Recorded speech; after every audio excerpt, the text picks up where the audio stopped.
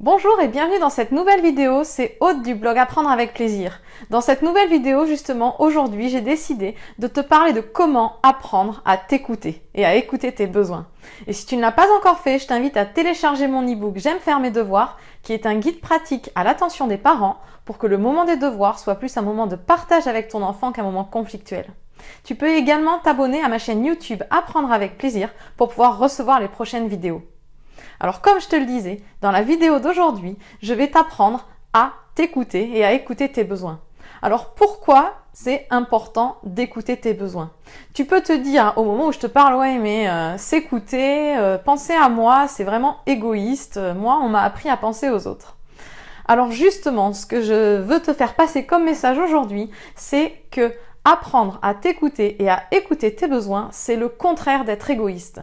Tout simplement parce qu'à partir du moment où tu vas t'écouter et écouter tes besoins, tu vas te sentir bien, tu vas te sentir plus en harmonie avec toi-même et à partir de là, tu vas être mieux. Et quand tu es bien et que tu es en relation avec les autres, comment ça se passe? Quand toi tu es bien, comment ça se passe avec tes enfants?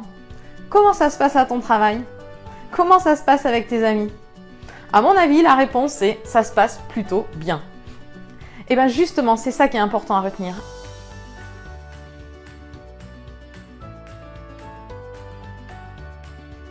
Alors que quand tu te sens mal, comment ça se passe avec tes enfants?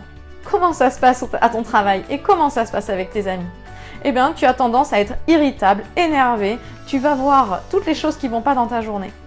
Donc justement, ce que je veux t'expliquer aujourd'hui, c'est que apprendre à t'écouter et à écouter tes besoins, ça va te permettre de te sentir bien. Et à partir du moment où toi, tu te sens bien, c'est loin d'être égoïste parce qu'au contraire, ça fait du bien à la collectivité. Quand tu es bien, eh ben, tu es bien avec les autres et tout se passe bien. Et en plus, tu peux montrer aux autres l'exemple et les inspirer. Alors, maintenant que tu as compris cette chose qui est vraiment une chose essentielle, te faire plaisir, ce n'est pas du tout égoïste, au contraire, c'est penser aux autres. Parce que pour pouvoir justement aussi aider les autres, comment veux-tu pouvoir aider les autres si tu ne te sens pas bien toi-même?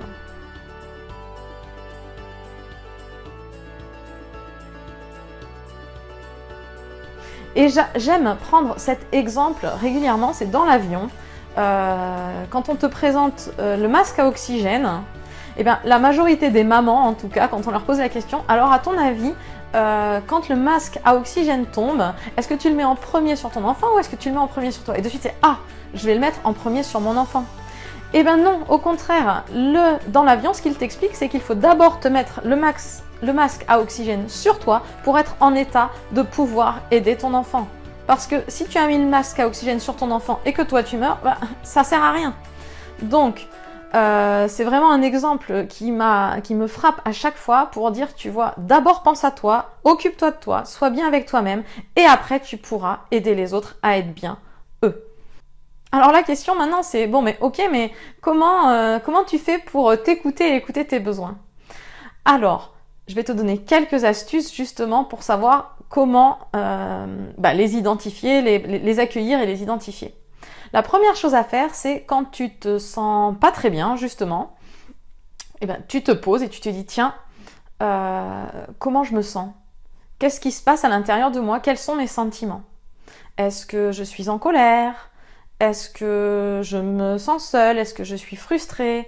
Est-ce que je suis triste? Voilà, c'est prends le temps de sentir ce qui se passe à l'intérieur de toi et de pouvoir nommer justement ces émotions, ces sentiments. Alors la deuxième étape, c'est de comprendre, c'est-à-dire là, tu as la première couche de l'iceberg, c'est les sentiments, les émotions. Je me sens en colère, je me sens pas comprise, très bien, mais qu'est-ce qui se passe derrière en fait? De quoi tu aurais besoin?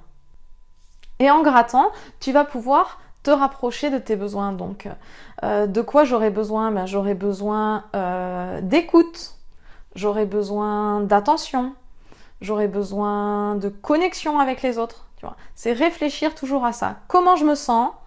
Ouais. Et ensuite, pourquoi? De quoi j'aurais besoin en fait? Qu'est-ce qui fait monter cette frustration? De quoi j'aurais besoin? Et à partir du moment où tu as identifié tes besoins, ben, c'est déjà plus facile de pouvoir les nourrir. Et je te rappelle que nourrir tes besoins, c'est de ta responsabilité et ce n'est pas de la responsabilité des autres, ni de ton conjoint, ni de tes enfants, ni de tes amis. Je sais que c'est pas forcément facile à entendre, mais j'avais fait une vidéo là-dessus, c'est comment remplir son réservoir affectif. Donc c'est vraiment, une fois que tu as identifié tes besoins, ça va être comment je vais pouvoir faire pour les nourrir et les combler. Et évidemment, pour pouvoir apprendre à combler tes besoins et les nourrir, il va pas falloir que tu te mettes un objectif inatteignable, sinon ça va pas marcher. Donc c'est quel est le plus petit pas que je pourrais faire pour pouvoir justement nourrir ses besoins. L'intérêt, c'est de faire un petit pas que tu peux réaliser toi-même pour te montrer que tu es capable et ensuite tu pourras chaque jour ou en fonction de ton rythme, te mettre un pas différent. Alors par exemple, un petit pas pour pouvoir t'aider à nourrir ton besoin de connexion aux autres quand tu te sens seul, tu te dis tiens, peut-être qu'à partir de demain, je peux organiser un petit goûter à la maison avec une amie une fois par mois, ou peut-être que je peux envoyer un message à cette amie quand j'en ai besoin et je sais que j'aurai un retour. Peut-être que je peux organiser un soir par semaine un moment en famille où on est tous ensemble, où on se parle. C'est à toi de voir le petit pas qui te correspond le plus, qui te parle justement, donc ressens bien ce qui se passe à l'intérieur de toi, le petit pas qui te parle et le petit pas qui est réalisable pour toi, toujours quelque chose de réaliste.